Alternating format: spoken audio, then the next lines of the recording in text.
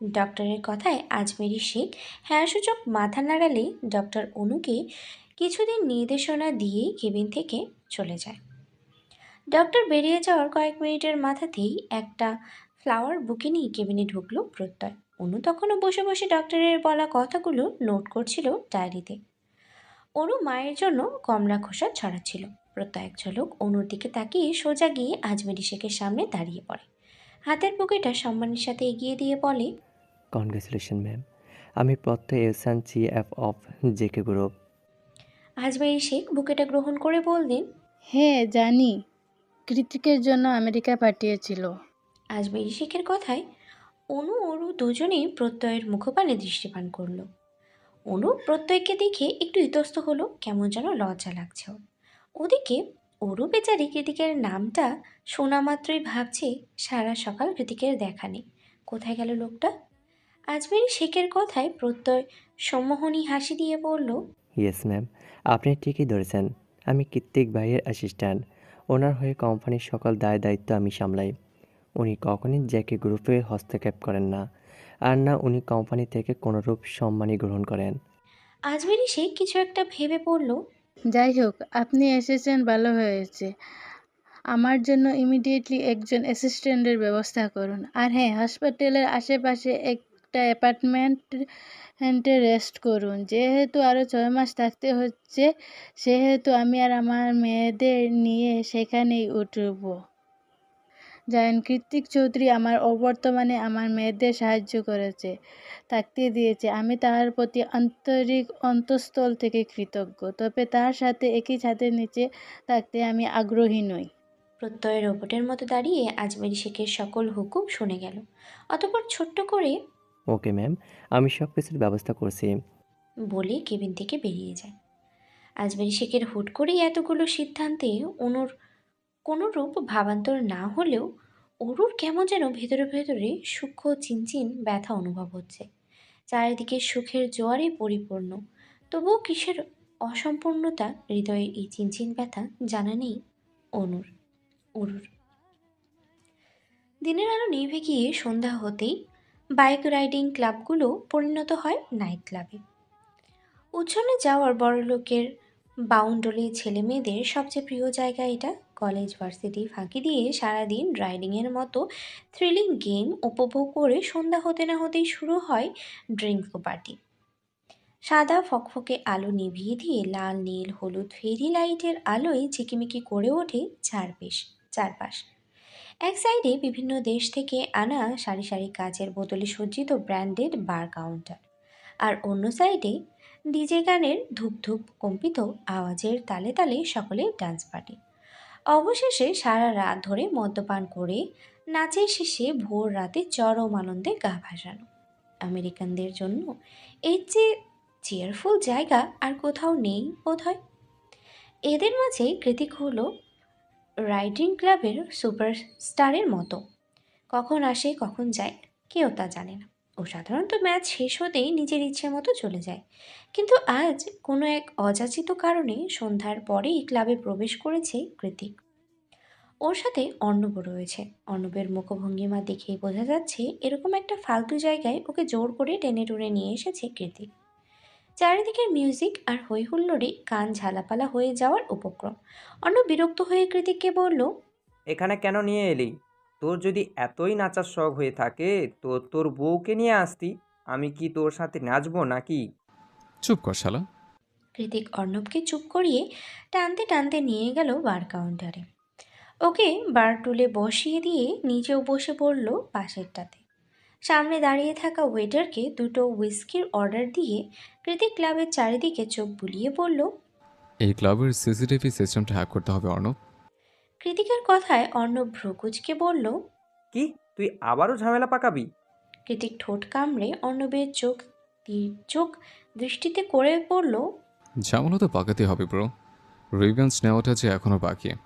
এই ক্লাবের একজন খুব দুঃসাহস দেখিয়ে আমার দুর্বলতায় হামলা করেছিল। তাকে এক ঝলক নিজের পৈশাচিক রূপটা না দেখালে হয় বল? আমি তো এতটা ভদ্রলোক নই।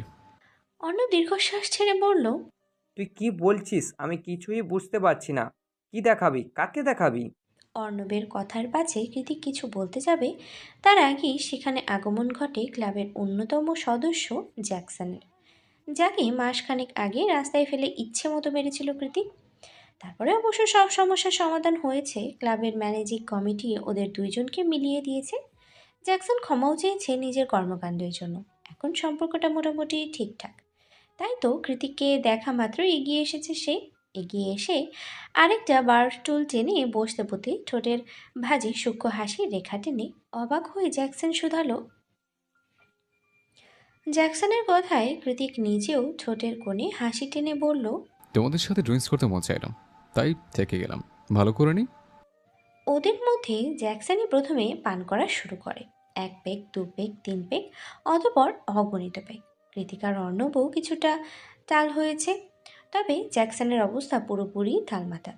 দু চোখ ঝাপসা, চোখের সামনে বসে থাকা একটা কৃতিককে 10টা মনে হচ্ছে। কি রোমাঞ্চকর! Let's do a right Jackson. আমি শিওর এবার তুমি চ্যাম্পিয়ন হবে। জ্যাকসন যখন টলতে টলতে আরও হার্ড ড্রিঙ্কসের অর্ডার দিচ্ছিল, তখনই কৃতিক ওকে অফারটা করে বসে। জ্যাকসনের মাথা ঠিক নেই, ওর মাথায় চ্যাম্পিয়ন হওয়ার ভূত বহু আগে থেকেই চড়ে বসে আছে। এই মুহূর্তে নিজের শরীরের একটা আলাদা জোশ অনুভব করছে জ্যাকসন। মনে হচ্ছে ওর উপরে টেক্কা দেওয়ার মতো কেউই নেই, কেউ থাকতেও পারে না। জেকেকে আজও সেটা দেখিয়েই ছাড়বে। কৃতিক বলার সঙ্গে সঙ্গে দাঁড়িয়ে পড়ে জ্যাকসন। নিজের শার্টের কলারে একটা ঝাড়া দিয়ে বাইকের হেলমেট নিয়ে বাইরে যেতে যেতে বলে। কৃতিক বাঁকা হেসে বলল। ওয়াও, এত জলদি! জ্যাকসন চলে গেলে কৃতিকও নিজের হেলমেট নিয়ে ওর পেছনে পেছনে হাঁটা দিল। অর্ণবকে বলে, তুই কি পাগল? ও তো পুরাই টাল হয়ে আছে। বাইক স্টার্ট দেওয়ার সাথে সাথে অ্যাক্সিডেন্ট করবে। কৃতিক দাঁতে দাঁত চেপে বলল। সেরে যাচ্ছে, চল এবার। পেছন থেকে অর্ণব বলল, আর তুই তুই নিজেও তো ড্রাঙ্ক। নিজের উপর কন্ট্রোল আছে আমার অর্ণব, তুই চল। নিজেদের সুপরিচিত রাইডিং ম্যাচের রাস্তায় এসে দুজনের বাইক স্টার্ট করলো ওরা। চারিদিকে রাস্তাটা পুরোপুরি অন্ধকার নয়, আবার খুব আলোকিতও নয়। সোডিয়ামের নিয়ন আলোয় পুরো রাস্তা জুড়ে আলো ছায়া বিরাজমান। জ্যাকসনের মাথায় চ্যাম্পিয়ন হওয়ার ভূত কুণ্ডলি পাকিয়ে মাথা চাড়া দিয়ে উঠেছে। আজও দেখেই ছাড়বে জ্যাকসন কী জিনিস। ওইদিকে কৃতিক প্রথমেই খুব ধীর গতিতে বাইক স্টার্ট দেয়। বাইক স্টার্ট দেওয়ার সঙ্গে সঙ্গে জ্যাকসন হাওয়ার বেগে দৃষ্টিসীমার বাইরে চলে যায়। এই দেখে অর্ণব ভয়াত্মক নজরে তাকিয়ে মনে মনেই আওড়ায়, হয় মরবে, না হয় মৃত্যুকে খুব কাছ থেকে দেখে আসবে। কেন যে জেকের মতো পাগলের সাথে লাগতে এসেছিল? যেহেতু কৃতিক নিজেও ড্রাঙ্ক ছিল, তাই ও নিজে কিছু দূর যেতেই উল্টে পড়ে যায়। পড়ে গিয়ে সেখানে বসেই শব্দ করে হাসতে থাকে ও। কৃতিক পড়ে গিয়েছে দেখে অর্ণব ওর দিকে ছুটে এগিয়ে এসে বলল। ওকে, এটা কেন করলি ভাই? ছেলেটা খুব খারাপভাবে আহত হবে। কৃতিক বাইকটাকে শরীরের উপর থেকে সরিয়ে আস্তে ধীরে উঠতে উঠতে বলল। বাস্টারটা আমার ওরকে মাঝরাস্তায় অ্যাটাক করেছিল। শুধুমাত্র আমার উপর জিদ ফলাতে গিয়ে ও আরুকে ছুড়ে নিয়ে তাড়া করেছে। ইভেন আমি সময় মতো না এলে কে না কি হয়েছে, তো সেটা একমাত্র উপর বলাই ভালো জানে। তাহলে তুই কি করে ভাবলি এত বড় একটা দুঃসাহস দেখানোর পরেও আমি ওকে এত সহজে ছেড়ে দেব? কখনো না। তাছাড়া আমি আর কী বা করলাম? ও নিজে তো বাইক নিয়ে চলে গেল। এখন যদি ভালোই ভালোই বেঁচে যায় তো যাক, আর যদি না যায় তাহলে ধরে নেব ওর চ্যাম্পিয়ন হওয়ার নেশে ওকে খোয়ালো। শেষ কথাটা বলতে বলতেই একটা তীর্যক কপট হাসিতে প্রসারিত হলো কৃতিকের ডার্ক ব্রাউন ঠোঁট জোড়া। ওর বাড়ি ফিরতে ফিরতে বিকেল গড়িয়ে সন্ধ্যা রাতে গিয়ে ঠেকেছে। অনু আজ আর ফিরবে না, সে মায়ের কাছেই থাকবে। ওরও ফিরতে চায়নি, অনু জোর করেই পাঠিয়ে দিয়েছে ওকে। বলেছে একটা রাত তো, তারপর থেকে তো সবাই একসাথেই থাকবে ওরা। এখন কষ্ট করে হসপিটালে থাকার কোনো প্রয়োজন নেই। অরুর মনটা বেশ ফুরফুরে। হাতের পাশটাতে আঙ্গুলে ঘোরাতে ঘোরাতে মাত্রই পাসওয়ার্ড টিপে ঘরে প্রবেশ করেছে ও। তবে হলরুমের কাউচে কৃতিককে বসে থাকতে দেখে হাঁটার গতি থমকে যায় অরুর। এই তো সেই মানুষটা, সারাদিন এত আনন্দের মাঝেও যার কথা হুটহাট মনে পড়েছে। বারবার মনে হয়েছে কোথায় সে। কাউচের উপরে গা ছাড়িয়ে দিয়ে দুপাল টি টেবিলের উপরে রেখে বসে আছে কৃতিক। নির্ঘুম নিষ্প্রভ কামুক চোখ দুটো অরুর পানে নিবদ্ধ। কৃতিকের মুখের দিক থেকে চোখ সরিয়ে অরু দৃষ্টিপাত করে ওর পায়ের দিকে। 3 কোয়ার্টার প্যান্ট পরে আছে কৃতিক। যার দরুন ফর্সা লোমশ পা দুটোর এথায় সেথায় থেতলে গিয়ে রক্ত জমাট বাঁধা অংশগুলো দৃশ্যমান। এমন দগদগে অবস্থা দেখে যে কারোরই হৃদয়ে কেঁপে উঠবে। অথচ কৃতিক কতটা ভাবলেশহীন হয়ে রক্ত নিয়েই বসে আছে, যেন কিছুই হয়নি। অরুকে এইভাবে তাকিয়ে থাকতে দেখে কৃতিক হেসকি স্বরে বলল। তোর জন্যই ওয়েট করছি, ট্রিট করে দে। কৃতিকের পা দুটো পর্যবেক্ষণ করে একটা দীর্ঘশ্বাস ছেড়ে এগিয়ে এসে অরু শুধালো। নিশ্চয়ই বাইক থেকে পড়ে গিয়েছেন। কৃতিক দু হাত দিয়ে নিজের চুলগুলো ব্রাশ করতে করতে বলল। ঠিকই ধরছিস। ফার্স্ট এড বক্স কোথায়? কৃতিক আঙ্গুল দিয়ে নিজের রুমের দিকে দেখিয়ে দিল। অরু নিজের পার্সটা রেখে বলল। থাকুন, নিয়ে আসছি। এই যাবৎ কৃতিকের রুমে দু একবার এসেছে অরু। সেই দিন কৃতিকের রুমে কখন যে ঘুমিয়ে গিয়েছিল টের পায়নি ও নিজেও। তবে তখন তো ঘরময় অন্ধকার ছিল, কিছুই দেখার উপায় ছিল না। ওই জন্যই তো এখন ফার্স্ট এইড বক্স খুঁজতে খুঁজতে হাঁপিয়ে উঠেছে অরু। রুমের কোথাও খুঁজে না পেয়ে একটানে কৃতিকের জামা কাপড় কাবার্ড খুলে ফেলল। ও কাবার্ডের ডয়ারের ফার্স্ট এইড বক্স রাখা ছিল। অরু সেটাকে হাতে নিয়ে আরও একটা ছোট্ট বক্স দেখতে পায়। সুন্দর কারুকাজ করা কাঠের বক্সটা। কি আছে এর মধ্যে? প্রশ্নটা মনের মাঝে উকি দিতেই এদিকে সেদিকে তাকিয়ে অনেকটা বিস্ময় আর কৌতূহল নিয়েই বক্সটা খুলল ওরও। ওরও ভেবেই নিয়েছে এত সুন্দর বক্সে হয়তো কোনো হীরা জহরত থাকবে, নিশ্চিত। কিন্তু ওরুকে পুরোপুরি ভুল প্রমাণ করে দিয়ে বক্স থেকে বেরিয়ে এলো একটা লম্বা চুল। ওরু আশাহত নজরে চুলটাকে দেখে নাক ছিটকে বলল। ইউ, এটা আবার কি? পরক্ষণেই ওই চুলটাকে নিজের চুলের সাথে মিলিয়ে ওরু বলল। আরে, এটা তো মনে হচ্ছে আমার চুল। উনি কি কালো জাদু টাদু করেন নাকি? আরু, নিচ থেকে ভেসে আসা কৃতিকের ঝাঁঝালো চিৎকার লাফিয়ে উঠল অরু। কোনো মতে জায়গার জিনিস জায়গায় রেখে ফার্স্ট এইড বক্স নিয়ে সহসা নেমে গেল নিচতলায়। তারপর দৌড়ে এসে হাঁটু গেড়ে বসে পড়ল কৃতিকের পাশে। এতদিন ধরেই বাড়িতে আছিস, এখন একটা বক্স খুঁজতে এতক্ষণ সময় লাগে? কৃতিকের কথায় অরুর মনে পড়ে যায় ও আর এই বাড়িতে নেই। কথাটা ভাবতেই ঈশান কোন মেঘে জমানোর মতোই মনের কোণে সুপ্ত হাহাকার জমে ওঠে অরুর। অরু নিশ্চুপ বসে বসে কৃতিকের পায়ে হাত চালাচ্ছে দেখে কৃতিক ভ্রু কুঞ্চিত করে বলল। কি ভাবছিস? অরু তার ছোট ছোট হাত দিয়ে ওয়ান টাইম ব্যান্ডেজগুলো লাগাতে লাগাতে বলল। ভাবছি আজকে যা বলার বলুন, আমি তো কাল চলেই যাচ্ছি। কৃতিক ডিভানের গায়ে নিজের মাথাটা এলিয়ে দিয়ে বলল। আমার ছেড়ে কোথায় যাবি তুই? অরু এবার সিরিয়াস হয়ে কৃতিকের মুখের দিকে তাকিয়ে বলল। কাল চলে যাচ্ছি আমরা। মা সুস্থ হয়ে উঠেছেন। আমাদের জন্য সান ফ্রান্সিসকোতে অ্যাপার্টমেন্ট রেন্ট করা হয়েছে। অরুর কথাটা বলতে দেরি হলো। শক্ত হাতে ওর গাল দুটো চেপে ধরতে আর দেরি হলো না কৃতিকের। হঠাৎ চড়াও হয় তীব্র রাগে বেশ শক্ত করেই অরুর গাল দুটো চেপে ধরেছে কৃতিক। এতক্ষণে শান্ত মসৃণ রূপটা মুহূর্তেই ধারণ করেছে ভয়ার্থক অগ্নিমূর্তিতে। অরুর মনে হচ্ছে ওর গালের হাড় গোড় এক্ষুনি ভেঙে যাবে। অসহিষ্ণু ব্যথায় চোখ দুটো টলমল হয়ে উঠল ওর। তৎক্ষণাৎ অস্পষ্ট সুরে কৃতিককে বলল। খুব ব্যথা লাগছে, ছাড়ুন। কৃতিক ছাড়ল না, উল্টে ওকে কাছে টেনে নিয়ে হিসিয়ে বলল। আমার জীবনের সবচেয়ে বড় ভুল কি জানিস? তোর প্রেমে পড়া। সেই শুরু থেকে যন্ত্রণা দিয়ে লাইফটাকে একদম হেল বানিয়ে ফেলেছিস, এখনও দিচ্ছিস। কথাটা বলে পায়ের নিচে থাকা টি টেবিলটায় সশব্দে লাথি মারল কৃতিক। সঙ্গে সঙ্গে ঝনঝন আওয়াজ করে টেবিলটা উল্টে পড়ল অন্য পাশে। বোধহয় কাজগুলো ভেঙে গুড়িয়ে গিয়েছে। কৃতিক সেদিকে দৃষ্টিপাত না করে অরুর এতক্ষণ ধরে থাকা ব্যান্ডেজগুলোতে টেনে ছিঁড়তে তুলতে লাগলো। এভাবে নিজেকে কষ্ট দেওয়ার কি মানে হয়? অরু চেঁচিয়ে উঠল। আরে কি করছেন? আবারও রক্ত বের হবে তো। কৃতিক অরুর কথায় কর্ণপাত না করে ব্যান্ডেজগুলো ছুঁড়ে ফেলে ওকে এক প্রকার ধাক্কা মেরে সরিয়ে হন করে বাড়ি থেকে বেরিয়ে যায়। কৃতিক চলে যেতেই অরু ধপ করে মেঝেতে বসে পড়ে। নিজেকে নিজেই আশ্চর্য হয়ে প্রশ্ন করে। উনি কি বললেন? উনি আমার প্রেমে পড়েছেন? কবে, কোথায়, কখন? যেই মানুষটা আমাকে দুই চোখে সহ্য করতে পারে না, সে কি করে আমার প্রেমে পড়লো? আমি কি ঠিক শুনেছি? আপন মনে কথাগুলো বলতে বলতেই অরুর হাত চলে যায় বুকের বাঁ পাশে। আবারও সেই তীক্ষ্ণ চিনচিনে ব্যথা। এটি কি তাহলে জায়ান কৃতিকের জন্যই হচ্ছে? আরও একটা ব্যস্ত দিনকে বিদায় জানিয়ে সন্ধ্যা তিমিরে মুড়িয়ে গিয়েছে চারপাশ। বাহিরে বৃষ্টি নেই, তবে প্রবল বেগে হাওয়ার তাণ্ডব চলমান।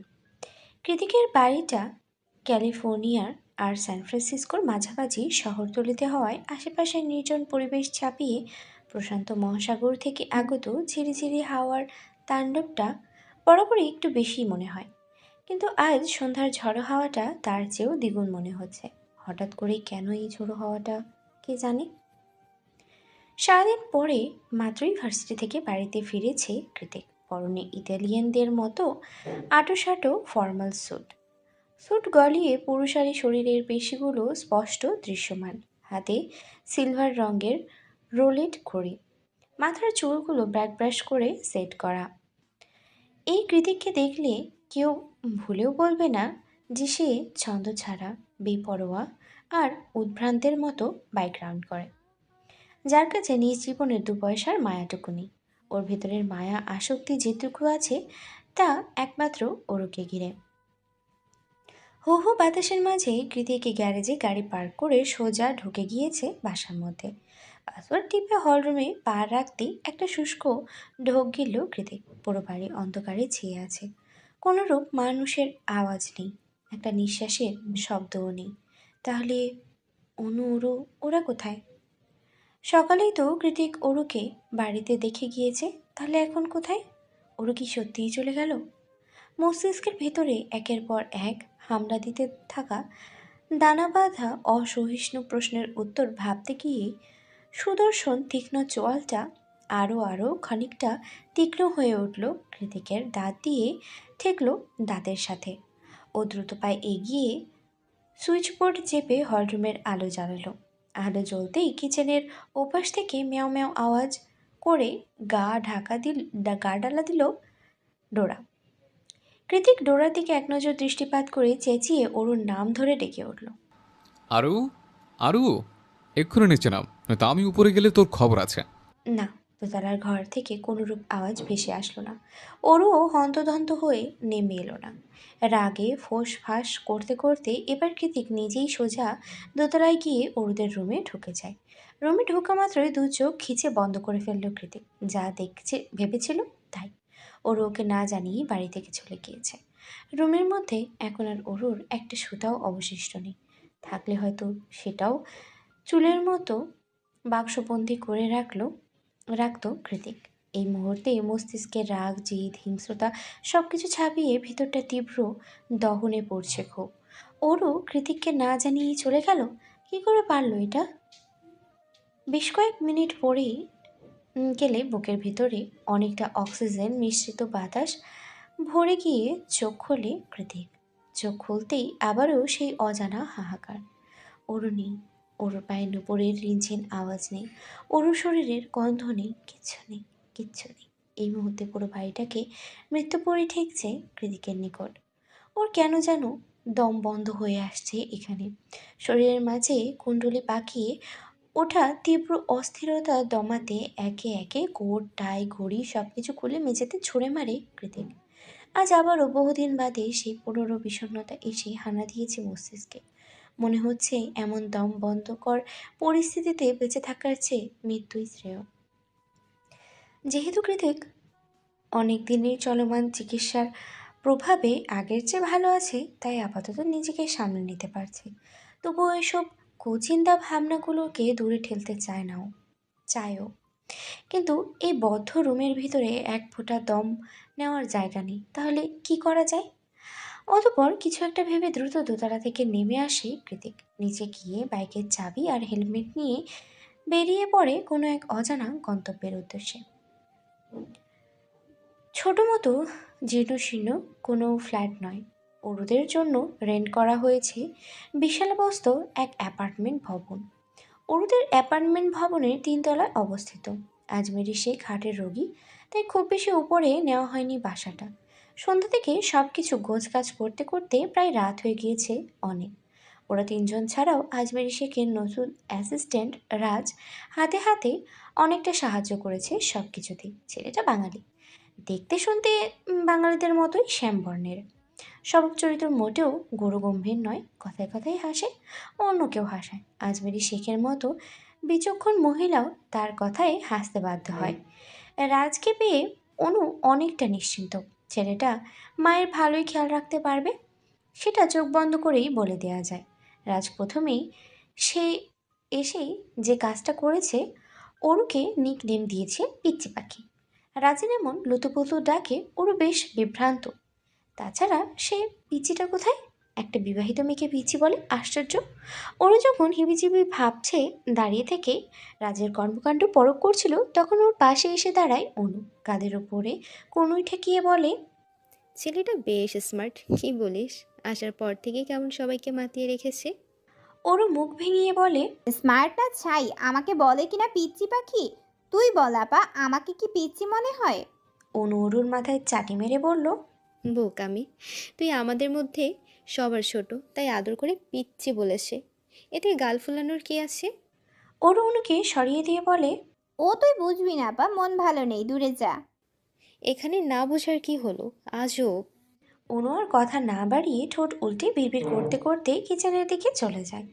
অনু যেতেই রাজ অরুর দিকে ঘুরে তাকিয়ে বলে, এই যে পিচ্ছি পাখি দাঁড়িয়ে না থেকে একটু হেল্প করলেও তো পারো। একা হাতে এতগুলো ওয়ালবোর্ড লাগানো যায়? রাজের কথায় অনু তেতে উঠে মুখ ঝামটি দিয়ে রুমে যেতে যেতে বলল, পারবো না, করলে করুন, না করলে ভাগুন। অরু চলে যেতেই রাজ মুচকি হেসে বলে, হাউ কিউট। রুমে এসে লাইট নিভিয়ে বিছানায় গায়ে এলিয়ে দিল অরু। অরুর উদাস উদাস লাগছিল। কালকে তৈরি হওয়া বুকের মাঝের চিনচিন ব্যথাটা এখন তীব্রাকার রূপ ধারণ করেছে। ঘুমানোর আশায় চোখ দুটো বন্ধ করলেই একটা অসম্ভব সুদর্শন রাগী রাগী মুখ এসে হানা দিচ্ছে চোখের পাতায়। কি চায় সে? কেন ঘুমাতে দিচ্ছে না? কেনই বা বুকের বাঁ পাশে তীব্র ব্যথার কারণ হয়ে দাঁড়িয়েছে?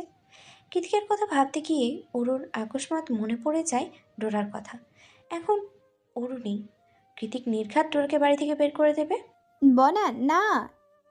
ডোরার কথা চিন্তা করে অরু শোয়া থেকে উঠে বসলো। মনে মনে ঠিক করলো কাল ভার্সিটি হয়ে কৃতিকের বাড়িতে গিয়ে ডোরাকে যত দূর সম্ভব নিয়ে আসতে হবে। কিন্তু রাতই বা কখন শেষ হবে, আর আগামীকালই বা কখন আসবে? অস্ফুটে কথাটা উচ্চারণ করতেই আবারও চোখ মুখ বিষণ্ণতায় ছেয়ে গেল ওর। বুকের ভিতরে সে এক তীক্ষ্ণ চিনচিনে ব্যথা। ওর কষ্ট হচ্ছে, অজানা কষ্ট, কিন্তু কার জন্য? বারবার মনে পড়ছে কৃতিকের মুখ থেকে উগড়ে আসে স্পষ্ট কথাগুলো। আমার জীবনের সবচেয়ে বড় ভুল কি জানিস? তোর প্রেমে পড়া। গুনে গুনে 12 বছরের বড় হয়েও কৃতিক অরুর প্রেমে পড়েছে। কথাটা ভাবতেই শিহরিত হয়ে উঠছে ওর হৃদয় মন সব কিছু। হাজার চেষ্টা করেও কৃতিকের কথা মাথা থেকে সরানো যাচ্ছে না। না চাইতেও ওই মুখটাই মনে পড়ছে বারবার। এই যেন মন মস্তিষ্কের এক তীব্র দোটানা। আর ভালো লাগছে না এই উদাসীনতা। মনটা যে কি চাইছে নিজেও জানে না ওরও। ওই জন্যই তো কৃতিককে না জানিয়েই চুপি চুপি চলে আসা, নয়তো কৃতিক সবার সামনে জিদের বসে কি না কি করে বসতো কে জানে। কৃতিককে নিয়ে অহেতুক ভাবনা ভাবতেই ওরুর চোখ যায় রুমের পাশে টানা বারান্দার দিকে। ওরু ভাবলো একবার বারান্দায় গিয়ে দাঁড়াবে, তাহলে যদি ভিতরের কষ্ট কষ্ট ভাবটা একটু কমে যায়। যেই ভাবা সেই কাজ। একটুখানি অস্থির স্বস্তির আশায় এগিয়ে গিয়ে কাজ ঠেলে বারান্দায় গিয়ে দাঁড়িয়ে পড়ল ওরু। সঙ্গে সঙ্গেই একরাশ দমকা হাওয়া এসে চোখে মুখে আছড়ে পড়ল ওর। এই রুমের বারান্দাটা ভবনের একেপাশে পেছনের দিকে, একবারে পেছনের দিকে। পেছনের রাস্তাটাও নির্জন। সোডিয়ামের মৃদু আলো ব্যতীত খুব বেশি আলো এখানে নেই। মানুষজনের আনাগোনাও তাই বেশ কম। যাকে বলে নিরিবিলি পরিবেশ। নিরিবিলি পরিবেশের সাথে আজ বাহিরে তীব্র বাতাসের তাণ্ডব নৃত্য চলছে। কি জানি কৃতিক কী করছে? মনের মাঝে প্রশ্নটা উকি দিতেই ওরও মিনমিনিয়ে বলল, কি আর করবে, হয় কানে হেডফোন গুজে ডার্ক রোমান্টিক অডিও বুক শুনছে, নয়তো বাইক নিয়ে রাইডে বেরিয়েছেন। বোরিং লোক একটা। বিড়বিড়ে কথাটা বলে হাত দিয়ে বারান্দার কার্নিশে ভর করে মাথা নুইয়ে সোজা নিচের দিকে চাইল ওরও। নিচে যাওয়ার সঙ্গে সঙ্গে মাথা ঘুরে উঠল ওর। নিজেকে ভুল প্রমাণ করতে সোজা হয়ে দাঁড়িয়ে কয়েকবার চোখের পলক ছেড়ে পুনরায় নিচের দিকে তাকালো ওরু। দেখলো ওরু দৃষ্টি বরাবর বাইকে হেলান দিয়ে ওর দিকে তাকিয়ে আছে কৃতিক। চুলগুলো অগোছালো, ফর্মাল শার্টের হাতাটাও গোটানো, গলায় টাই নেই, সামনের দিকে কয়েকটা বোতাম অবাধে খুলে রাখা, যার ফলে ঢেউ খেলানো ফর্সা বক্ষদেশে স্পষ্ট দৃশ্যমান। কৃতিককে বড্ড এলোমেলো লাগছে। ঘোলাটে দৃশ্যটাও যেমন বেসামাল। এত দূরে থেকেও কৃতিকের আহত দৃষ্টিতে বুকের ভেতরটা কেমন মোচড় দিয়ে উঠল অনুর। কেন যেন মনে হচ্ছে কৃতিক আর কারোর জন্য নয়, বরং ওর জন্যই দাঁড়িয়ে আছে এত রাতে। ওরও আর বারান্দায় চুপ করে দাঁড়িয়ে থাকতে পারলো না। হুট করে কিভাবে যেন ওনাটা নিয়ে সবার আড়ালেই ছুটে বেরিয়ে গেল অ্যাপার্টমেন্ট থেকে। মাথায় ভালো মতো ঘুমটা টেনে ছুটে এলো কৃতিকের কাছে। ওরও নিচে নেমে এসেছে, তাও কৃতিক একইভাবে তাকিয়ে আছে ওরুর পানে। কোনো রাগ নেই, ক্ষোভ নেই, বিরক্তি নেই, দু চোখে যা আছে তা হলো একরাশ মাদকতা। ওরও সুতি থ্রি পিস পরে আছে, মাথায় ওড়না দিয়ে ঘোমটা টানা, লম্বা সিল্কি চুলগুলো পুরোপুরি বাঁধনহারা। ওরও কৃতিকের কাছে এগিয়ে আসতেই কৃতিক দু হাতে ওর কোমর আঁকড়ে ধরে ওর কাঁধে মাথায় এলিয়ে দিয়ে শিশিয়ে বলল। তোকে হুট করে বউ বউ লাগছে জান। কৃতিকের কথা স্পষ্ট নয়, মাথাটাও কেমন টলছে, মুখ দিয়ে অ্যালকোহলের বিচ্ছিরি গন্ধ বের হচ্ছে। ওরও চোখ মুখ খিচে বলল। আপনি অ্যালকোহল খেয়ে বাইক রাইড করে এত দূর চলে এসেছেন? কৃতিক হ্যাঁ সূচক মাথা নাড়লে অনু পুনরায় বলে। যদি কিছু হয়ে যেত? কৃতিক ওর কথায় তোয়াক্কা না করে নিভু নিভু চোখে বলল। তুই আমার ছেড়ে কেন চলে এলি? এখন কি করে থাকবো আমি? একটু তো চোখের সামনে দেখতাম, সেটাও তোর মায়ের সহ্য হলো না। ওরুর কাছে কৃতিকের এই রূপ পুরোপুরি নতুন। ও কখনো কৃতিককে এমন নরম সুরে কথা বলতে শোনেনি, আজই প্রথমবার।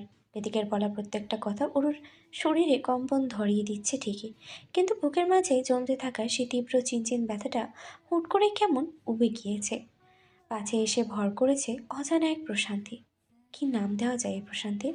জানা নেই ওরুর। ওরু চুপ করে দাঁড়িয়ে আছে। কৃতিক ওরুর ওড়নাতে নাক ঘষে দু হাতে ওকে আরও খানিকটা কাছে টেনে বলল। হার্টবিট, ফিরে চল আমার সাথে। তুই তো আমার, তোকে ছেড়ে থাকতে কষ্ট হচ্ছে তো। বল, যাবি? কৃতিকের প্রশ্নে কোনো উত্তর নেই ওরুর কাছে। ও তো এখনও কৃতিককে নতুন রূপে আবিষ্কার করায় ব্যস্ত। এই কোন কৃতিককে দেখছে ও? ওর যখন কৃতিকের বাহুডোরে দাঁড়িয়ে কৃতিককে নিয়ে হাজারো চিন্তায় বিভোর, তখন কানে ভেসে আসে অনুর গলার কর্কশ আওয়াজ। উপর থেকেই হাঁক পেরে পেরে ওকে ডাকছে অনু। বারবার বলছে। রাত্রেবেলা কোথায় গেল মেয়েটা? রুমে দাঁড়িয়ে অনু ডাকছে বুঝতে পেরে ওর নিজের মাথার ঘোমটাটা আরো ভালো করে টেনে নিয়ে কৃতিককে উদ্দেশ্য করে বলে। মোবাইল কোথায় আপনার? মোবাইল দিয়ে কি করবি? দরকার আছে দিন। কৃতিক ওর ওড়নাতে নাক ঘষতে ঘষতে বলল। পকেটে মনে হয়। কৃতিক টলছে, তাই ওরও নিজেই ওর পকেট থেকে মোবাইলটা বের করে কল দিল প্রত্যয়ের নাম্বারে। প্রত্যয় কল রিসিভ করে ওপাশ থেকে কিছু বলার আগে ওরও এক নিঃশ্বাসে বলল। ওনাকে না, মানে কৃতিক ভাইয়াকে আমাদের বাসার সামনে থেকে নিয়ে যান, উনি ড্রাঙ্ক হয়ে আছেন। প্রত্যয় চমকে গিয়ে বলল। কি বলছো? কোথায় আছে ভাই? ওরও মিনমিনিয়ে বলল। আমাদের নতুন বাসার পেছনের রাস্তায়। প্রত্যয় হ্যাঁ সূচক মাথা নাড়িয়ে বলল। ওয়েট, আমি এক্ষুনি আসছি। প্রত্যয় কল কাটার আগে ওরও একটু আগ বাড়িয়ে বলল। ইয়ে ভাইয়া, আপাকে কিছু বলবেন না দয়া করে। প্রত্যয় একটা দীর্ঘশ্বাস ছেড়ে জানায়। যদিও বা কৃত্তিক ভাই এসবে পরোয়া করে না, তবুও তুমি যখন বলছো তখন বলবো না। ওরও অস্থির নিঃশ্বাস ছেড়ে ফোন কেটে দিয়ে কৃতিককে বলল। আপনি থাকুন, আমি আসছি। আপা তখন থেকে ডাকছে, দেখে ফেললে সর্বনাশ হয়ে যাবে। কৃতিক এদিকে ওদিকে মাথা নিয়ে ঘোর আপত্তি জানিয়ে বলে। হুম, কোথাও যাবি না। তুই আমার সাথে ঘুমাবি এখন। ঠিক সে রাতের মতো তোকে বুকের মধ্যে নিয়ে ঘুমাবো আমি। কৃতিকের কথায় ওরও মনে মনে বলে। আপনি স্বাভাবিক থাকলে এমন আচরণ করেন না কেন বলুন তো? এমন ব্যবহার করলে তো আমি কবেই আপনার প্রেমে পড়ে যেতাম। নতুন সূর্যের উদয় হয়েছে ধরণীতে। কৃতিকের বাড়িটা যেমন পুরোপুরি নির্জন নিরিবিলি, ঘুম থেকে উঠলে মনে হয় মৃত্যুপুরী, এখানে মোটেও তেমনটা নয়। সকাল সকাল বেশ ভালোই গাড়ি ঘোড়া মানুষজনের শোরগোল শোনা যায়। নতুন পরিবেশ, তাই খুব সকাল সকালই ঘুম ভেঙেছে অরুর। ঘুম ভেঙেছে কথাটা অবশ্য পুরোপুরি মিথ্যে। কাল রাতে এক ফোঁটাও ঘুম হয়নি অরুর, সারা রাত ইপাস ওপাস করেই কাটিয়ে দিয়েছে। আর এখন ঘুম থেকে উঠেই রেডি হচ্ছে ভার্সিটিতে যাওয়ার উদ্দেশ্যে। রেডি হয়ে বের হওয়ার সময় মায়ের হাজারটা প্রশ্নের উত্তর দিতে হয়েছে ওকে। কোথায় যাচ্ছ, কখন ফিরবে, কত দূরে ভার্সিটি, আরও কত কি। প্রথমে তো স্বয়ং রাজুকে ঝুলিয়ে দিতে চেয়েছিল কাঁধের মধ্যে, পরে অবশ্য কোনো মতে কথা আটকিয়ে বেরিয়ে এসেছে ওরু। অ্যাপার্টমেন্ট থেকে বেরিয়ে মেট্রো ধরে সোজা ভার্সিটিতে যাওয়া যায়, কিন্তু আজকে তো মঙ্গলবার, কৃতিকের ক্লাস নেই সেটা মনে করতেই ওরও পিছু পা হাঁটে। আজ আর ভার্সিটিতে যাওয়ার ইচ্ছে নেই ওর, বরং উল্টো পথে গিয়ে ট্যাক্সি ধরে বেরিয়ে পড়ে ওর চেনা গন্তব্যের উদ্দেশ্যে। চেনা পরিচিত অত্যাধুনিক ডুপ্লেক্স বাড়িটার সামনে দাঁড়িয়ে আছে ওরও।